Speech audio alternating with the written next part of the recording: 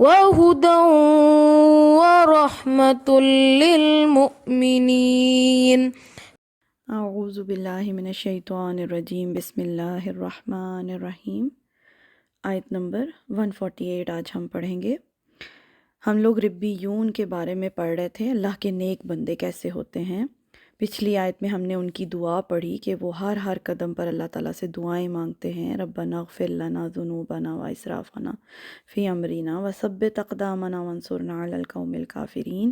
تو اللہ تعالیٰ اس آیت میں کہتے ہیں فآتاہم اللہ ثواب الدنیا، تو اللہ تعالیٰ ان کو دنیا کا ثواب بھی دیتے ہیں۔ کن کو دیتے ہیں؟ یا تو یہ صحابہ کرام کے پہلے کے جو نیک بندے اللہ کے، یا تو یہ ان کی بات ہو رہی ہے۔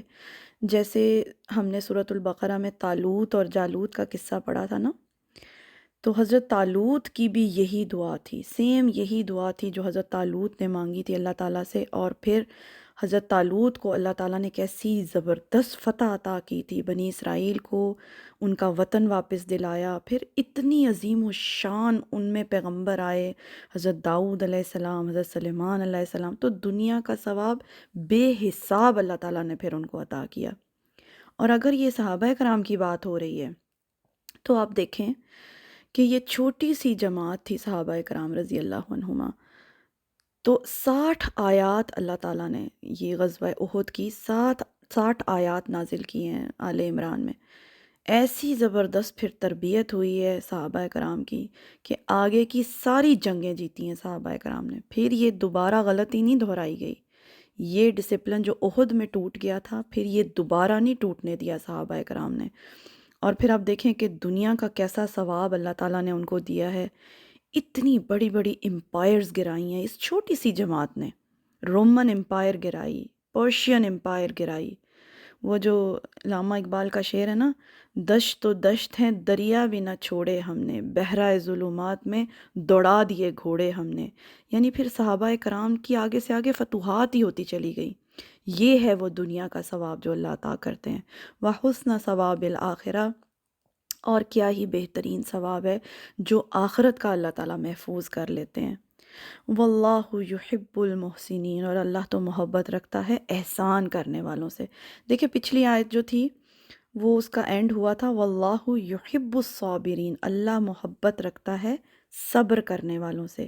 یہاں اللہ کہہ رہے ہیں واللہ یحب المحسنین، اللہ محبت رکھتا ہے احسان کرنے والوں سے۔ تو کیا بات سمجھ میں آئی؟ صابرین کون ہیں؟ صبر کرنے والے کون ہیں؟ جو کسی بھی کام کو اگر شروع کریں تو اس پر ڈٹے رہیں، جمے رہیں، اس کو چھوڑیں نہ، ہمت نہ چھوڑیں، حوصلہ نہ چھوڑیں۔ اور محسنین کون ہوتے ہیں؟ جو ہر کام کو عمدگی سے کرتے ہیں، بیسٹ طریقے کے ساتھ کرتے ہیں۔ اللہ تعالیٰ محبت رکھتا ہے صبر کرنے والوں سے اور احسان کرنے والوں سے۔ ایسے لوگوں کو اللہ تعالیٰ دنیا میں بھی ثواب دیتے ہیں اور آخرت کا ثواب تو محفوظ ہے۔ تو ہم نے ان آیات کے ساتھ سے کیا سیکھا ہے؟ کیا ہمارے لیے کیا سبق ہے؟ جو بھی کام شروع کرو جم کر کرو، ڈٹے رہو، لگے رہو اس کام میں استقامت کے ساتھ۔ جو لوگ ایک کام شروع کرتے ہیں اس کو چھوڑ دیتے ہیں، دوسرا کام پکڑ لیتے ہیں اس کو چھوڑ دیتے ہیں، وہ کبھی کسی نتیجے تک نہیں پہنچ سکتے۔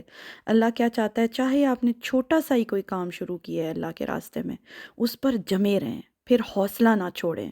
کوئی بھی تکلیف آ رہی ہے، پریشانی آ رہی ہے، حوصلہ نہیں چھوڑنا، اللہ تعالیٰ سے دعائیں مانگتے رہنا۔ دوسری چیز جو اہم سیکھی وہ کیا ہے؟